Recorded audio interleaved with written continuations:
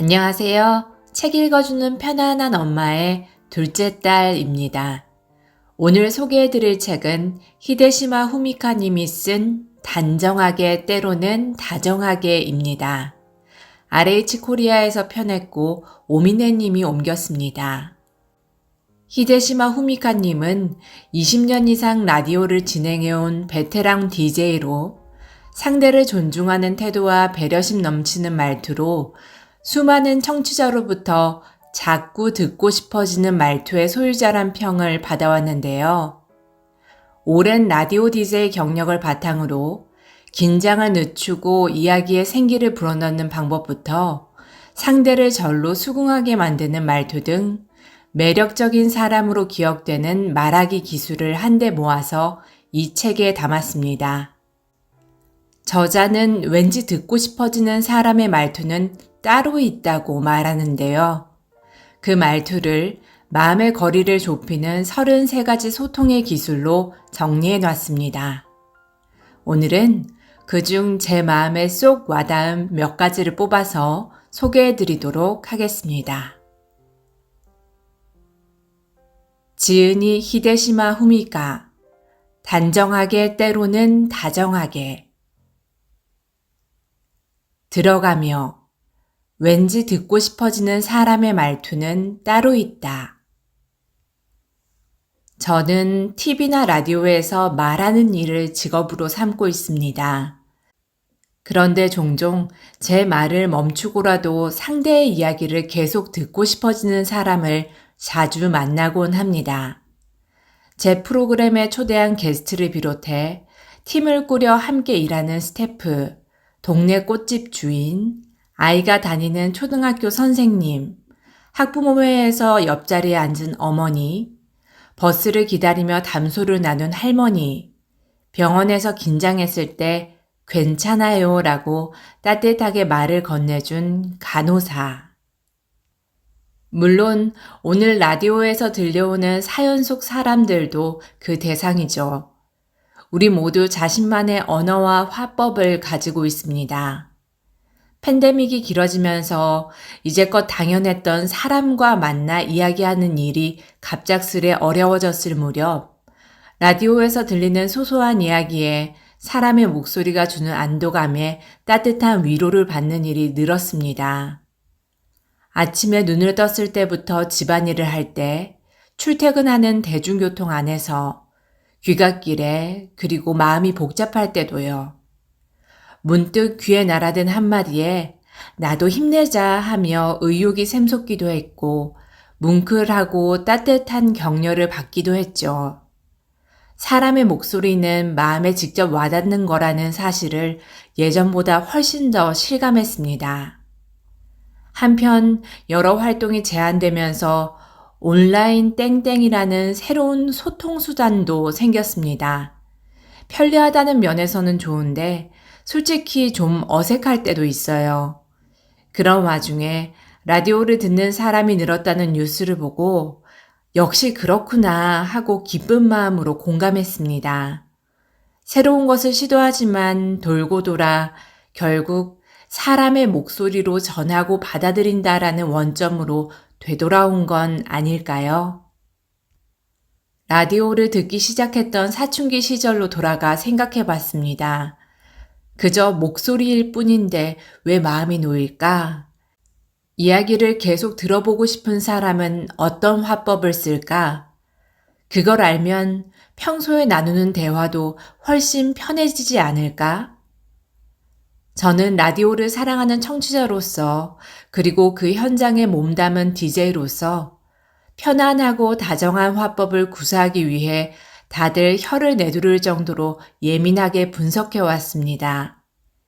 이를테면 이 사람은 하고 뜸들이는 타이밍이 너무 절묘한 걸 하는 시기였죠.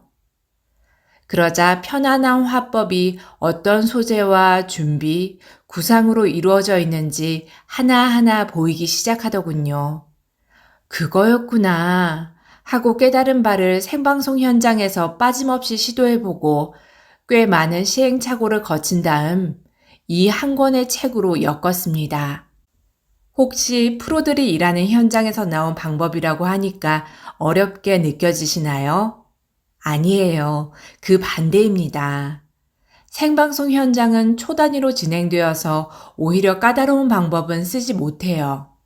복잡하고 어려우면 일각을 다투는 긴장감 넘치는 상황에서는 애초에 실행 자체가 힘들죠. 상대방에게 제 의도가 잘 전달되지 않아요. 긴장한 탓에 입을 떼기 어려워요. 말뿐 아니라 저란 사람까지 진부하게 느껴지지 않을까요? 제 마음을 전하고 사람들과 더 가까워지고 싶어요.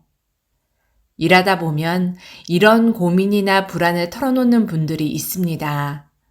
그 마음을 누구보다 잘 압니다. 저야말로 내성적인 데다 걱정도 많지만 그저 꿈 하나로 방송일에 뛰어들어 지금도 조심히 말하는 일을 하고 있으니까요. 그래서 여러분이 조금이라도 편해지길 바라는 마음을 담아 이 책을 썼습니다. 걱정하지 마세요. 담력 훈련, 사람들 앞에서 프리토크 30분 같은 힘든 방법은 권하지 않을 테니까요. 힘들이지 않아도 오늘 당장 실천할 수 있는 쉽고 간단한 방법을 비롯해 프로가 몰래 쓰고 있는 비법까지 모두 담았습니다. 날마다 조금씩 시도하고 적용하다 보면 언젠가 확실하게 여러분의 것이 되리라 믿습니다. 그럼 우리 함께 긴장 풀고 이야기를 계속 듣고 싶은 사람이 되기 위해 첫 발을 내디뎌 볼까요? 첫 문장은 무조건 짧게. 대화의 첫인상을 결정하는 요소. 저는 대화에도 첫인상이 있다고 생각합니다. 그래서 일상에서뿐만 아니라 일터에서도 상대의 호기심을 자극할 만한 이야기로 대화를 시작하려고 노력합니다. 당연한 말이지만 상대방이 제 얘기를 들으려고 하지 않는다면 대화는 금세 끝날 테니까요. 따라서 대화를 쭉 이어가려면 상대가 내 이야기에 귀를 기울이도록 만들어야 합니다. 그렇다고 거창한 이야기로 상대에게 괜한 부담을 줘서는 안 되겠죠. 그럼 듣는 사람이 편안하게 내 이야기에 집중할 수 있게 하려면 어떻게 말해야 할까요? 방법은 간단합니다. 알아듣기 쉽도록 한마디 한마디 짧게 완결 지으며 말하면 됩니다. 의식적으로 대화 속 문장에 마침표를 늘려가는 거죠. 혹시 고작 그거야? 라고 생각하셨나요? 하지만 이렇게 간단한 방법만으로 우리는 일상에서도 일터에서도 대화 중에 상대방에게 좋은 인상을 남길 수 있습니다. 우리가 사람들과 대화할 때 대전제로 삼아야 할 지론이 있습니다.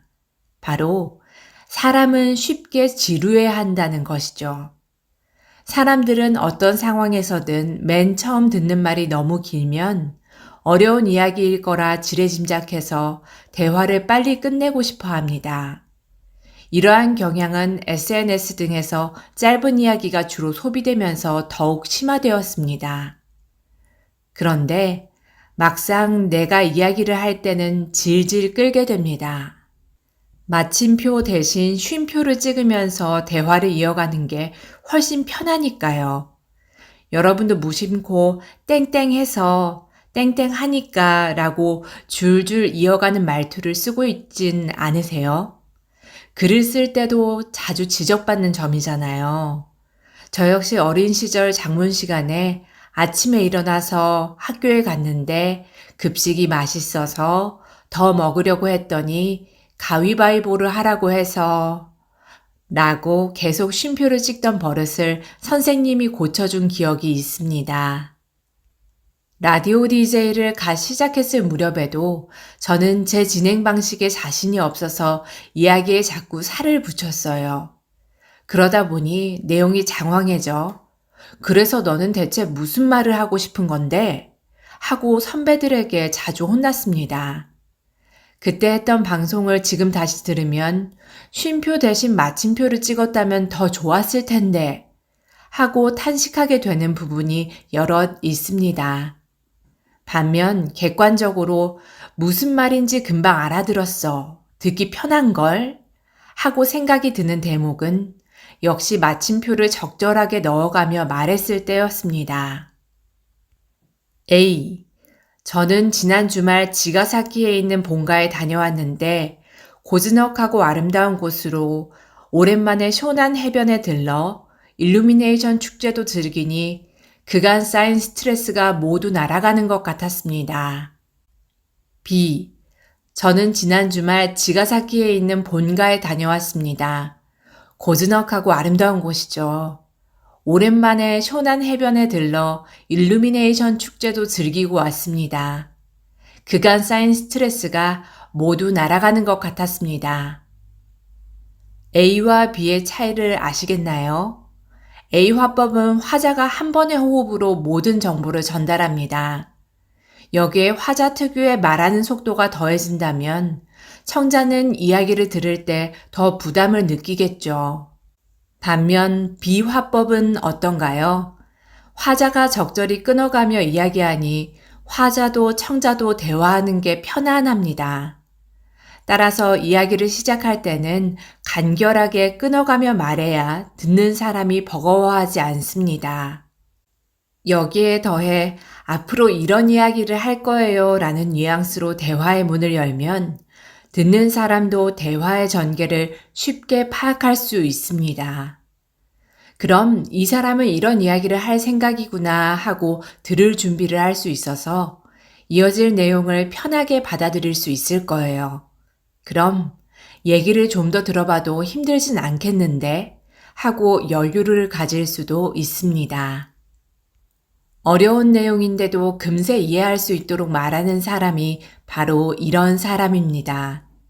즉, 대화 상대에게 대체 무슨 이야기를 하는 거야? 이 장황한 얘기를 언제까지 할 작정인데? 라는 스트레스를 주지 않는다는 뜻이에요. 혹 주변에 어려운 내용도 알아듣기 쉽게 말하는 사람이 있다면 그 사람이 대화 중에 마침표를 몇 번 찍는지 한번 세어보세요. 오, 이 사람은 이야기를 짧게 끊어서 하는구나 하고 금방 깨닫게 될 테니까요. 문장마다 한 호흡씩. 청취자 사연을 읽으며 종종 머리가 복잡해질 때가 있습니다. 사연 속 문장이 너무 길어 주어와 서술어가 어떻게 호응하는지 파악하기 어려울 때 그렇습니다. 특히 생방송 중에 막 들어온 사연을 소개할 때는 눈으로 재빠르게 문맥을 파악한 다음 사연자가 하려고 했던 얘기를 기억하면서 종이에 적힌 문장들을 재구성해야 합니다. 목소리는 차분하게 유지하지만 제 이마에는 식은땀이 송골송골 맺히죠. 라디오 생방송 중에 최근 가장 부끄러웠던 일을 주제로 사연을 받았다고 가정해보죠. 다음과 같은 사연을 들으면 청취자들은 어떤 생각을 할까요? 어제 동네 마트에 갔더니 신상 요구르트 시식 행사를 하고 있는데 코로나 시국에 면역력을 높여야죠 라는 점원들의 말을 들으니 그냥 지나칠 수 없어 한번 시식하는데 한 점원이 속사포처럼 말을 쏟아내며 여러 종류를 자꾸 권해서 도저히 거절을 못하고 오물오물 요구르트를 먹고 있는데 동네 아주머니가 지나가셔서 인사는 했지만 당황한 나머지 이거 진짜 맛있어요 하고 얼떨결에 저까지 홍보에 동참하게 돼서 정말 창피했어요. 좀 극단적인 사례지만 읽자마자 이 얘기는 대체 언제 끝나지? 하고 한숨이 나오지 않나요? 이야기의 시작과 끝이 한 문장으로 이어져 있잖아요. 이렇게 마침표가 없는 문장은 읽기만 해도 지칩니다. 더구나 다른 제스처 없이 목소리로만 이야기를 듣는다면 어떨까요? 한 번에 전달되는 수많은 정보를 머릿속에 정리하며 들어야 합니다. 그래서 정말 흥미로운 이야기거리가 아니라면 끝까지 경청하기란 매우 어렵겠죠. 라디오 DJ가 앞선 예처럼 말한다면 청취자들은 도통 무슨 말인지 하나도 모르겠네 하고 라디오 주파수를 바꿀 거예요. 안타깝게도 DJ의 목소리는 그저 소음이 되겠죠. 그럼 앞의 사연을 다르게 읽어볼까요?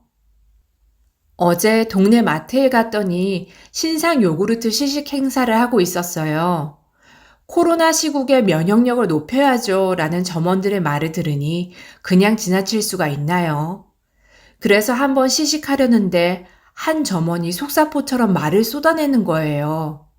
여러 종류를 자꾸 권하더라고요. 도저히 거절을 못하고 요구르트를 오물오물 먹고 있는데 동네 아주머니가 제 앞을 지나가셨어요. 인사는 했는데 너무 당황한 거 있죠? 얼떨결에 저까지 아주머니 이거 진짜 맛있어요 하고 홍보에 동참했지 뭐예요. 정말 창피했어요. 이렇게 적절히 문장을 끊어 읽으니 듣는 사람이 편하게 이야기를 따라갈 수 있죠. 한 문장이 완결될 때마다 이야기를 이해할 틈이 생기기 때문입니다. 말하는 사람도 그 틈을 이용해 내가 정보를 잘 전달하고 있는지, 상대가 내 이야기를 잘 이해하고 있는지 확인할 수 있습니다. 대화할 때 좋은 인상을 남기고 싶다면 이 점을 꼭 기억하세요. 대화를 짧은 장면으로 쪼개기. 이렇게 문장을 짧게 끊어서 말하는 것은 드라마 영상을 장면마다 끊어서 촬영하는 것과 비슷합니다.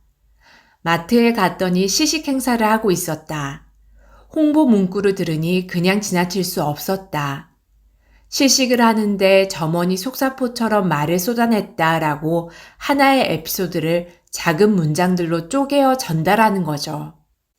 말을 할 때 문장을 간결하게 완결지어서 하도록 주의해 보세요. 익숙해지기까지 말투가 조금 어색할 수 있지만 괜찮습니다. 평소에 대화할 때도 마침표를 찍어보자 하고 노력하면 점점 몸에 뵐 거예요. 그러다 보면 이야기를 장황하게 이어가기가 오히려 불편해질 겁니다. 그럼 문제 해결이죠. 마침표가 얼마나 중요한 역할을 하는지 이해하게 된다면 당신이 건네는 대화의 첫인상은 호감형이 될 것입니다. 지금 당장 실천할 수 있을 만큼 쉬운 화법이잖아요. 작은 노력으로 당신의 인상을 훨씬 좋게 만드는 첫걸음. 가벼운 마음으로 시작해 볼까요? 목소리에 옷 입히기. 상대방은 지금 어떤 상황일까? 심야 방송이니까 느긋하고 차분한 말투로 말하는 게 좋겠지? 평일 아침 방송은 하루를 시작하며 듣는 사람이 많으니까 밝고 산뜻한 톤으로. 새로운 라디오 프로그램을 기획할 때 저는 프로듀서나 디렉터와 이 방송은 DJ가 이런 느낌으로 하면 좋겠어 하고 목소리의 이미지를 공유합니다. 이처럼 라디오 DJ가 방송에 따라 목소리 톤이나 말투를 바꾸는 일은 운전자가 자동차를 몰 때 주행거리에 맞춰 기어를 바꾸는 것과 같습니다.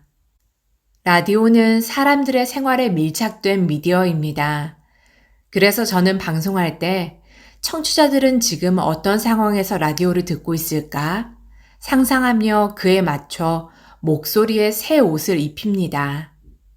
예전에 라디오 방송국 J-Wave에서 제가 맡았던 프로그램 그루브 라인은 평일 오후 4시 30분부터 8시까지 3시간 반 동안 진행되었습니다.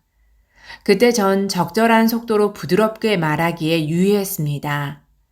같이 진행했던 피스톤 니시자와 씨의 자유분방한 이야기를 방송 흐름상 끊어야 할 때도 맞아요. 그럼 다음으로 넘어갈까요? 하고 할 말은 하면서도 끝까지 웃음을 띠며 화제를 일단락 지었죠. 늦은 오후는 대부분이 부산스럽고 바쁘게 보내는 시간대입니다. 주간에 일하는 사람은 퇴근 전에 여기까진 끝내야지 하며 업무에 박차를 가하고 집안일 하는 사람은 장을 봐와서 저녁 식사를 준비하고 씻을 준비를 하는 등 이리 뛰고 저리 뛰죠. 그럴 때 라디오에서 들리는 목소리가 너무 느릿느릿하면 지금 내 상황과 도통 맞지 않아 듣기 거북합니다. 그래서 말투는 물론이고 이야기 주제나 음악을 고를 때도 바쁜 오후의 템포에 어울리는 짧은 것들로 프로그램을 채우려 노력했습니다. 반면 제가 지금 FM 요코하마에서 진행하고 있는 쇼난 바이더 씨는 일요일 아침 방송으로 평일 저녁 방송과는 분위기가 사뭇 다릅니다. 집에서 편안하게 듣는 사람이 많아서 느긋한 분위기에 찬물을 끼얹지 않도록 목소리 톤을 살짝 낮추죠. 제가 말을 거는 청취자 중 일부는 아직 이불 속에서 듣고 있을지 모르니까요. 아니면 여유롭게 아침 식사를 하고 있거나 가족과 편안한 시간을 보내며 한적하게 산책하고 있을 수도 있고요. 어느 쪽이든 라디오 DJ의 목소리가 조금 낮고 온화해야 청취자들의 여유로운 시간을 방해하지 않을 수 있습니다. 어떤 방송이든 시작 전에는 지금 이 순간 사람들은 무엇을 하며 라디오를 들을까? 나라면 하고 청취자의 저를 대입해서 상상합니다. 예를 들어 쇼난 바이더 씨 방송 전에는 일요일 아침이면 나는 커피향을 음미하면서 쉬거나 좋아하는 음악을 틀어놓고 꾸벅꾸벅 졸지 않을까 하고 그려보는 거죠. 라디오 진행과 같이 특정 상황이 아니더라도 일상 대화에서도 진짜 잘해봐야지 하고 너무 의욕만 앞서서 헛발질한 경험 있지 않으세요? 그건 내 생각에만 치우쳐 상대방의 상황은 고려하지 않고 말했기 때문입니다. 듣는 사람을 배려하지 않으면 내가 의욕이 넘칠수록 듣기 거북한 목소리로 느껴질 뿐입니다. 대화도 캐치볼 하듯 우리는 상황에 따라 목소리를 다르게 냅니다. 각자 경험을 바탕으로 어떤 목소리가 그 자리에 적합한지, 어떤 말투로 말해야 서로 유쾌하게 대화할 수 있을지가 머릿속에 남아 무의식 중에 목소리가 바뀌는 사람도 많을 겁니다. 인사를 예로 들면 출근할 때는 좋은 아침입니다 하고 시원시원한 목소리로, 퇴근할 때는 수고하셨습니다. 먼저 실례하겠습니다 하고 온화한 목소리로 말하죠. 이렇게 생활 속에서 목소리 톤을 조절하면 가정이나 직장에서 사람들과 관계를 좀 더 유연하게 만들 수 있습니다. 가령 일에 지쳐 퇴근한 배우자에게 자기야 내 말 좀 들어봐 오늘 엄청난 일이 있었는데 하고 텐션을 높여 일방적으로 하고 싶은 말을 쏟아내면 듣는 사람은 큰 부담을 느낍니다. 잠깐만 일단 좀 쉬자 하고 마음과 귀를 닫아버리죠. 말하는 사람의 입장에서는 내 이야기를 제대로 들어주지 않는다며 불만이 쌓일 테고요. 서로 대화 방식이 맞지 않으면 왜 내 마음을 모르는 거야? 하고 양쪽 모두 스트레스를 받습니다. 그럴 때는 되도록 말을 거는 쪽이 상대방의 기분을 살펴야 합니다. 상대가 피곤해 보이면 타이밍을 보다가 컨디션이 좀 나아졌을 때 말을 걸어보세요. 평소 본인 목소리보다 살짝 나직하고 느긋한 템포로요. 우선 오늘 무슨 일이 있었는지 한번 들어볼래? 하고 운을 떼보세요. 바로 본론으로 들어가기보단 한 단계를 거치면 듣는 사람의 태도도 달라집니다. 그래 말해봐 라는 대답을 듣더라도 한 번에 모조리 쏟아내지 말고 스스로 느끼기에 조금 짧은 분량으로 이야기하는 게 좋습니다. 상대가 더 자세히 듣고 싶다면 질문을 할 테니까요. 진부한 표현이지만 대화는 캐치볼처럼 해야 합니다. 아직 준비 운동도 하지 않았는데 갑자기 내 페이스로 강속구를 날리면 상대방은 당연히 헉, 좀 기다려 하고 반응하게 되죠.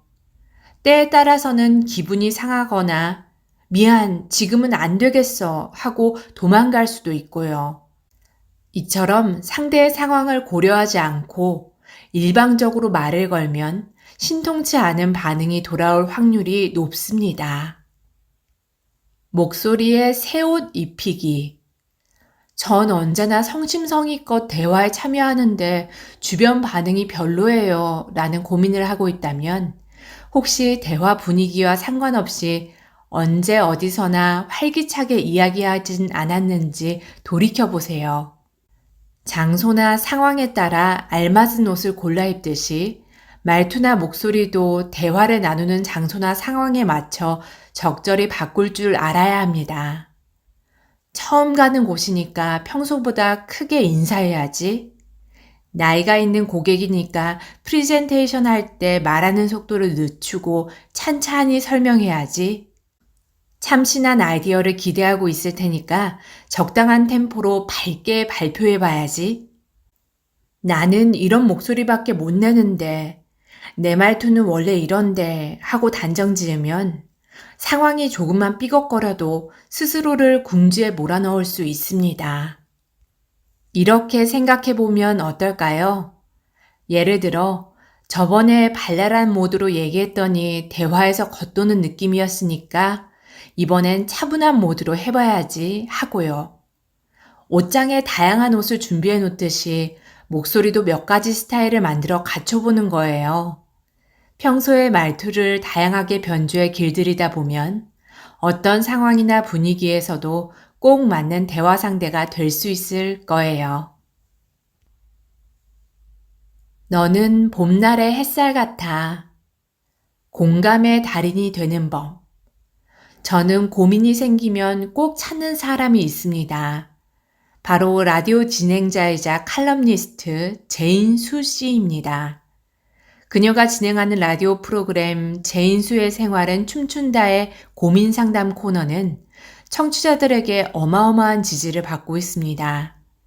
얼굴도 모르는 누군가의 고민에 제인수 씨가 조언할 때면 내일인 양 그녀의 말을 받아 적게 됩니다. 참 신기한 일이죠. 제가 느끼기에 수 씨는 그야말로 고민 상담의 달인이랍니다. 그녀의 고민 상담 코너가 이렇게 특별한 이유는 청취자와 같은 눈높이에서 사연을 읽고 해결책을 찾는다는 점 덕분입니다.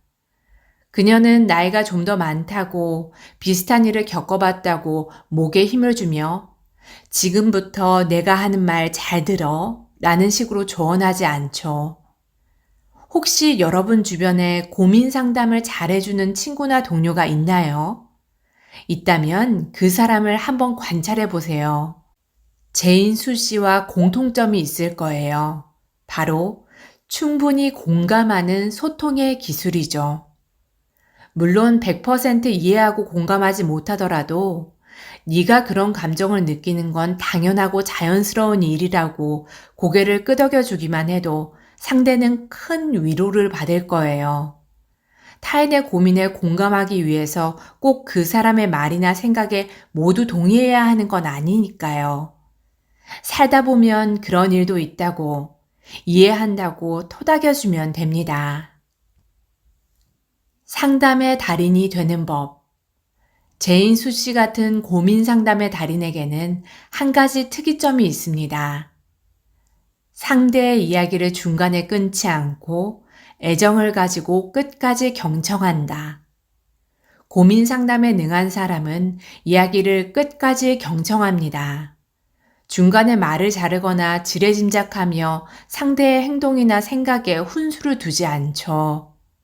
누군가의 말을 끝까지 잘 듣는 일은 생각보다 어렵습니다.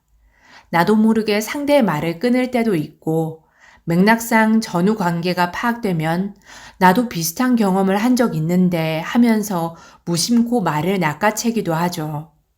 심지어 그때까지 들은 이야기를 토대로 의욕만 앞서서 엉뚱한 조언을 하기도 합니다. 진짜 고민은 아직 말하지도 않았는데 말이죠. 누군가 당신에게 고민이나 속마음을 털어놓는다면 제인수 씨가 청취자의 고민을 들어준 것처럼 상대의 이야기에 귀 기울여 주세요. 그것만으로도 큰 위로가 될 거예요. 입 바른 소리는 금물. 부끄럽지만 제 1화를 하나 소개합니다. 새 학기가 시작될 즈음이면 라디오 프로그램으로 새로운 환경에서 친구들을 잘 사귈 수 있을지 걱정이에요 라는 사연이 많이 들어옵니다. 제가 막 DJ를 시작했을 무렵에는 좋아, 무슨 고민이든 나한테 맡겨 하고 자신만만해 했죠. 아무 걱정하지 마세요. 친해지고 싶은 친구에게 이런 식으로 말을 걸어보면 어떨까요? 하고 뻔한 조언을 했죠. 그러고는 스스로 오늘도 한 건 해결했군 하며 뿌듯해했습니다. 그런데 어느 날 프로듀서가 제게 이렇게 지적하더군요. 후미카 씨, 청취자에게 곧장 해결책을 주는 것도 좋지만 먼저 고민에 공감해보면 어때요? 전 이 말을 듣고 정말 부끄러웠습니다. 돌이켜보면 의욕만 앞세워 저라면 이렇게 할 것 같아요. 땡땡하는 걸 추천합니다. 식으로 조언하는데 급급했습니다. 청취자는 고민에 빠져 심신이 지친 상태로 뼈 때리는 조언보다는 위로와 위안의 말을 듣고 싶었을 텐데 말이죠. 제 경우를 반면교사 삼아 괜한 오지랖과 입 바른 소리는 상대에게 도움이 되기는커녕 오히려 마음의 문을 닫게 만들 수 있다는 점을 기억하세요. 여러분이 친구나 동료에게 오랜 고민을 털어놓는다고 가정해보세요. 이런저런 생각으로 머릿속이 뒤죽박죽되어 지금 상황에서 벗어나고 싶을 때 누가 내 이야기를 들어준다면 마음이 한결 가벼워지고 머릿속도 정리되어 고민을 해결할 방향이 보일 겁니다. 반대로 친구나 동료가 당신에게 고민을 털어놓는다면 어떻게 할 건가요? 곧장 건네고 싶은 조언이 떠오르더라도 우선 상대의 이야기를 끝까지 듣고 공감하려고 노력해 보세요. 그것만으로도 상대방은 마음이 편안해질 테니까요. 행복을 글로 적어보세요. 행복이란? 지금 행복하세요? 이런 질문을 받는다면 여러분은 어떻게 대답하시겠어요? 만약 1번 행복하다, 2번 행복하지 않다 라는 선택지 중 하나를 골라야 한다면 딱 잘라 답하기 어렵다며 난감해야 할 분들이 많을 거라 생각합니다. 이 질문은 닌텐도 전 대표 이와타 사토루 씨가 직원들과 면담할 때 맨 처음 던진 말이었다고 합니다. 이와타 씨의 어록을 엮은 이와타 씨에게 묻다에 소개된 일화죠. 이 질문을 보고 저는 나에게 행복이란 뭘까 생각해 보게 되었습니다. 내가 행복한지 불행한지 답하려면 우선 행복을 정의해야 하니까요. 나에게 행복이란 나와 가족이 건강하고 맛있는 음식을 먹을 수 있고 좋아하는 일을 하고 좋아하는 책을 읽고 이렇게 제 일상 속 기쁨을 말로 표현해 봤죠. 내가 무엇을 할 때 내 행복 미터기가 플러스 방향으로 기우는지 적어 보았습니다. 자그마한 행복 블록을 하나씩 쌓는 느낌으로요. 그런데 생각보다 별로 쌓이지 않더군요. 곰곰이 따져보니 내가 정말 원하는 것, 나를 진정 행복하게 해주는 것은 의외로 많지 않다는 사실을 깨달았습니다. 아주 신선한 경험이었죠. 저는 이 행복 리스트를 작성하기 전까지 이것도 하고 싶고 저것도 하고 싶은 욕심 많은 사람이었습니다. 왜 그랬을까 생각해 보니 남의 행복을 내 행복 리스트에 끼워 넣으려고 애썼죠. 그러다 보니 결국 조바심이 생기고 불평불만이 늘어갔어요. 누군가를 질투하기도 했고요. 그래서 저는 행복 리스트를 조금씩 줄여나갔습니다. 나의 행복과 타인의 행복을 명확히 구분하고 난 이것만 채우면 행복해 라는 기준선을 만들었죠. 그렇게 나는 이 정도면 충분해 라고 생각하니 작은 것에서도 큰 행복을 느낄 수 있었습니다. 그래서 저는 행복이란 작은 것에 만족할 줄 알고 감사히 여기는 마음이라고 정의하게 되었습니다. 미디어나 SNS만 보면 세상은 온갖 화려하고 이상적인 것들로 가득합니다. 게다가 나만 빼고 모든 사람이 그것을 누리며 사는 듯 보이죠. 그런 모습을 동경함으로써 삶의 동기부여가 된다면 괜찮겠지만, 기가 죽거나 쫓기는 기분이 든다면 지금 당장 그것들로부터 안전거리를 둬야 합니다. 나는 나, 너는 너라고 단호하게 선을 그어야 해요. 이때 전 저의 행복 리스트를 더욱 공고히 다집니다. 좋은 흙에 튼튼한 식물을 심듯이 말이죠. 그럼 자연스레 자신에게는 물론 주변 사람들에게도 너그러워집니다. 여러분도 조바심이 나거나 불안해지면 나에게 행복이란 무엇인지 글로 표현해 보세요. 그럼 망설일 일도 고민할 일도 점차 줄어든답니다. 자, 한번 적어볼까요? 여러분에게 행복이란 무엇인가요? 여러분 어떠셨나요? 편안하게 잘 들으셨는지요? 저는 이 책을 읽다 보니 제가 낭독하고 있는 이 영상을 들으시는 분들이 편안하셨으면 좋겠다고 생각하면서 읽게 되더라고요. 그리고 더 연습해야겠다는 생각도 많이 들었습니다. 혹시 여러분이 사람들과의 대화가 불편한 내성적인 사람이라면, 말만 좀 예쁘게 하면 좋을 텐데 하고 지적을 받는 사람이라면, 이 책에 소개된 33가지 대화 기술을 하나씩 실천해 보는 건 어떨까요? 그러면 누구에게나 다시 만나고 싶은 사람으로 기억될 것입니다. 그럼 좋은 시간이 되셨기를 바라며 오늘도 행복하세요.